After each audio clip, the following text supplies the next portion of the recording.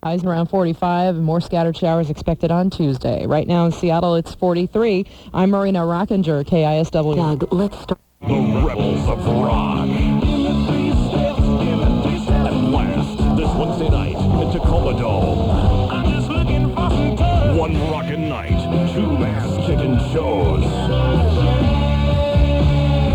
ZZ Top with Lynyrd Skynyrd. Go get yourself some cheap sunglasses. What's your name? Together for the first time, the last time, the only time. I'm crazy about a shotgun slam. Live. Don't wait. Get your tickets right now. ZZ Top with Lynyrd Skynyrd. The concert event they said could never happen is about to happen. A Fever production. Rivers in the morning. Prepare for Dave! KISW.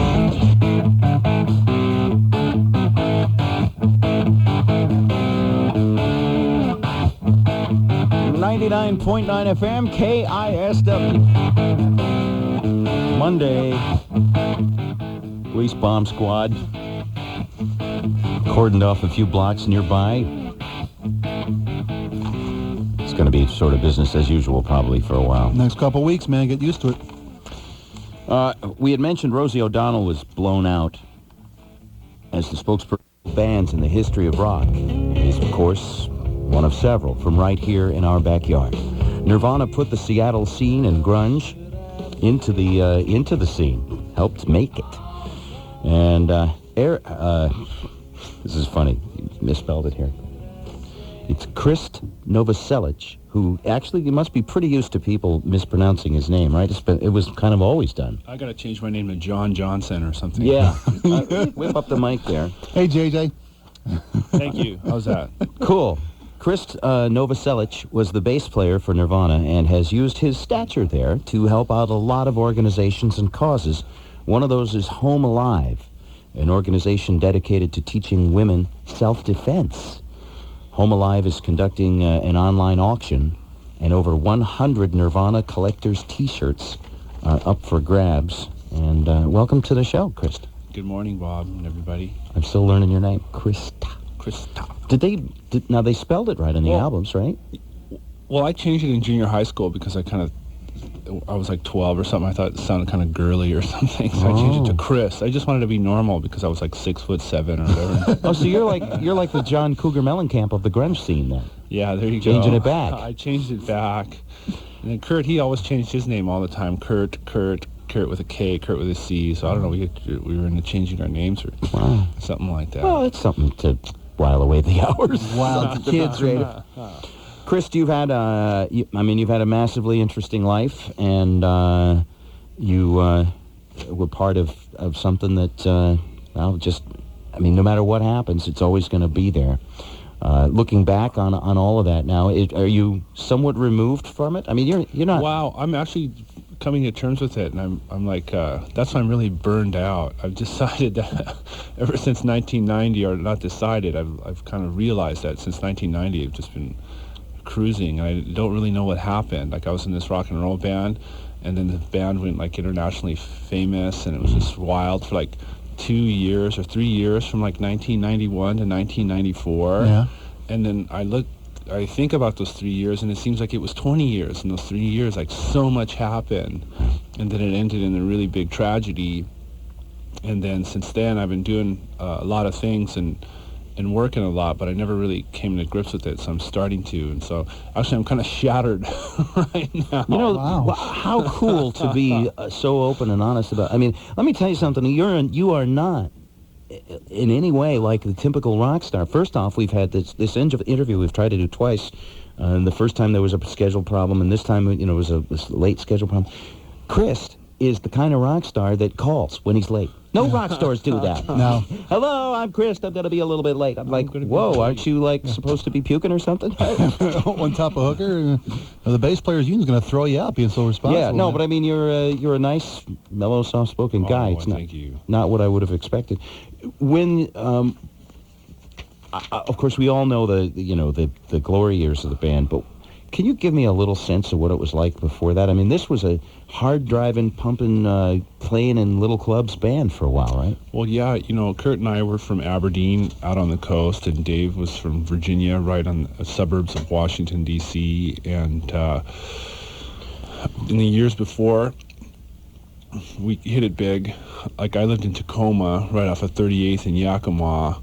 Down there, I lived in Tacoma for about 4 years, and then Kurt lived in Olympia for a while. That's after we moved from Aberdeen, and then we would play shows here in Seattle and Tacoma and Olympia and Portland. We were just local band, and we played music. And then I worked for a painting company, and I was a industrial painter. Like, when I tell people like I was an industrial painter, they think that like, oh, you're some like artist, like, Yeah, is your work shown anywhere? Did you have a showing at the... Yeah. Yes, on aluminum siding. Look up. That's my work right there. Aluminum.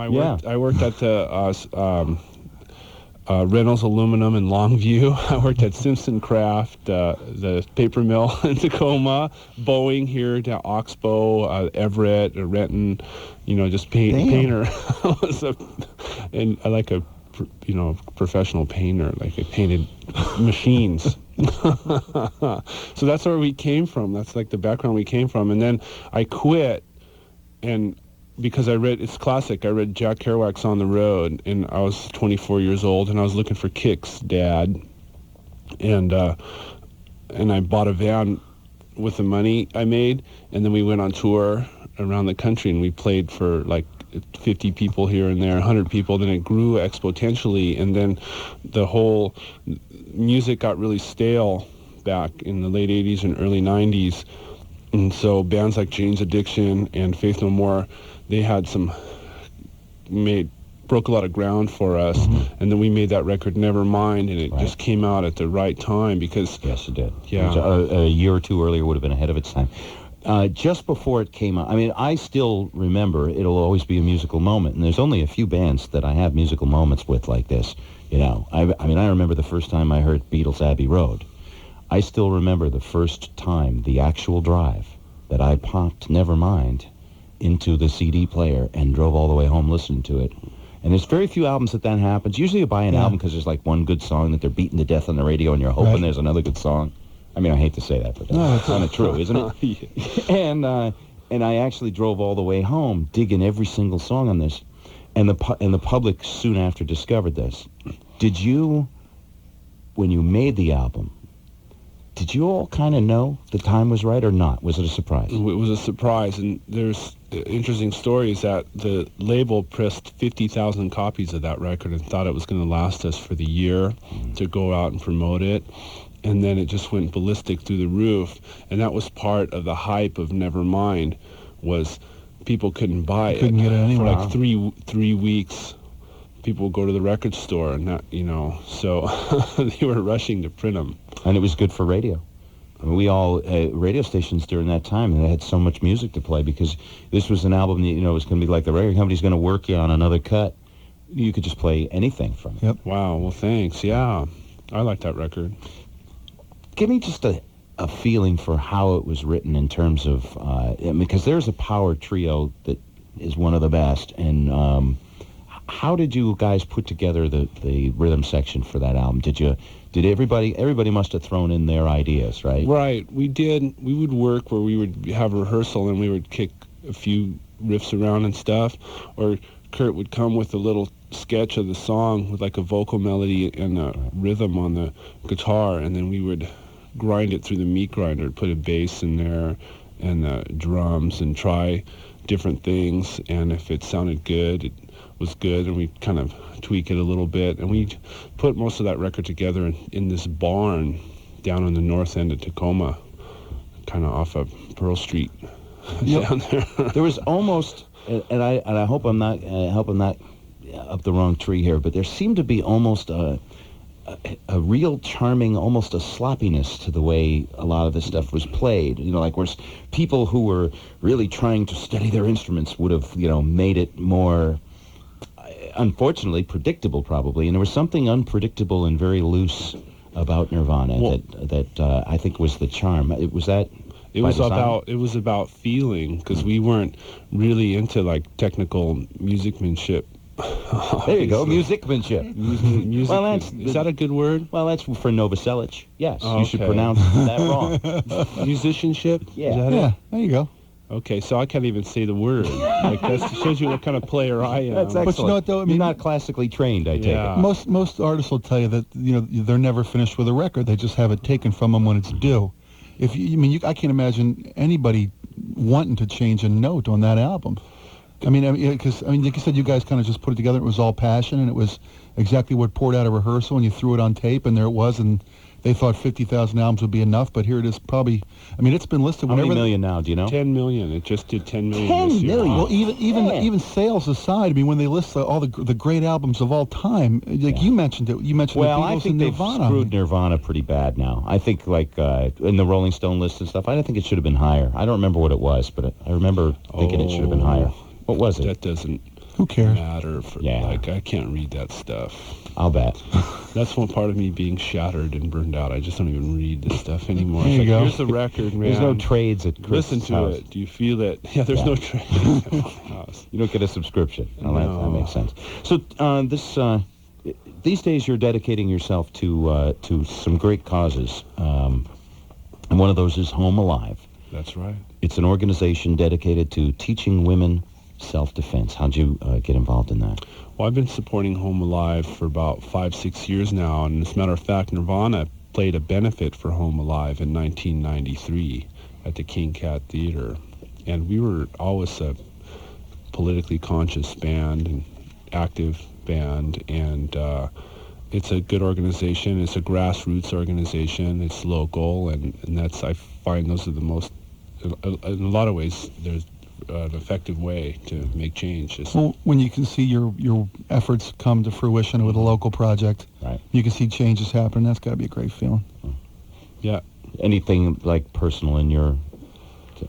Well, I've been active with women's groups for a while because of my perspective towards, I guess, feminism or whatever the ism is that I believe that people's greatest mission in life is to be the biggest person you can be, to make the most out of your life. And if you look at a lot of people in this world, especially women, they live under cultural, societal conditions that inhibit that. Especially looking in Kosovo, where just a woman's role is to raise the kids and do the dishes, and they're just subjugated under this male mindset. They're just kind of it's a servitude. It's really wild. And there's a story. He's describing my role at home. Yeah, there you go. Well, Just you're raise the whipped. kid, I That's all. swear. Yeah. But so the reason why I'm involved in women's issues is that if there's cultural or societal pressures on people where they can't realize that about themselves, that make the most of their lives, and that that's a barrier. And I know this online auction for Home Alive, you've donated tons of Nirvana T-shirts and stuff. Well, we've donated 135 T-shirts that were left over from a show in 1993. Nirvana did a benefit show for women rape survivors in the former Yugoslavia, and the T-shirts are really beautiful. Like on the front of the shirt is a Picasso painting. I think it's I should have brought one in. It was I think it's one of the classiest rock T-shirts you could ever own, and we were given permission by the estate of Pablo Picasso to print up 2,000 T-shirts. Wow. So it's really limited. How do you call the estate of Pablo Picasso? Dial 3 numbers is all they got. That's something. I think, who was it, Paloma Picasso? She's That's his daughter, right? Right. Yeah. Yeah, so you call it. I think they're located in Paris or something like that. now that we're done bombing Yugoslavia, you don't hear as much about it, do you? Right. How about that? Yeah, you don't. It's a shame. There was a pretty good article in the Sunday Times, just an update on the situation over there, but people forget. I mean, a lot of these people don't have homes. It's getting to be winter time now, and they need help. Have you been involved? Yeah, I know you were involved with the relief efforts there during the bombing. We put together some money to send over there earlier this year, but I wasn't really involved big time or anything. I did. And other best stuff I in the could. fire. Of course, yeah.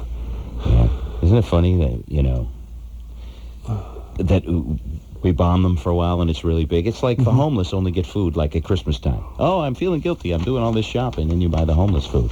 Right. We should, well, all right, let's tell people how to help out with this auction, because this is very good. It's Home Alive. It's on the internet, Joe? www.homealive.org. There's only 2 days left on the, or Oh, really? maybe 24 hours left. There's one T-shirt goes up an hour, and the opening bid is $150. Cheap, really, if you think about such an incredible piece of history. And it's one T-shirt and off an hour, and that bidding's going to be for another 24 hours. All right. Chris, it sounds like you're having fun. You're mellowing them a bit, it sounds like. I'm trying to, yeah. Cool. Deserve it, in a man. bed. You contributed a lot, and you're doing a lot. Fair to ask you if there was ever a chance that you would have been a Foo Fighter, or was that just not in the cards? Yeah, I was kind of doing my own thing. Right. It's Sweet 75. Yeah, at I the did time. Sweet 75. Yeah, see, Sweet 75 broke up. Yeah. Okay. That's another... Gonna form another band?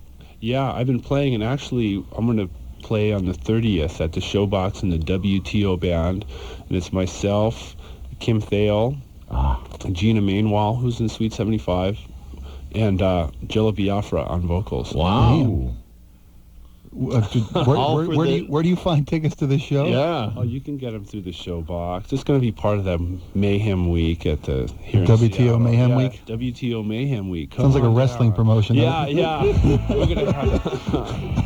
Krist Novoselic. Thanks, Bob. Itch. Itch, Novoselic. Son of an itch, remember? Son of an itch, right. Yeah.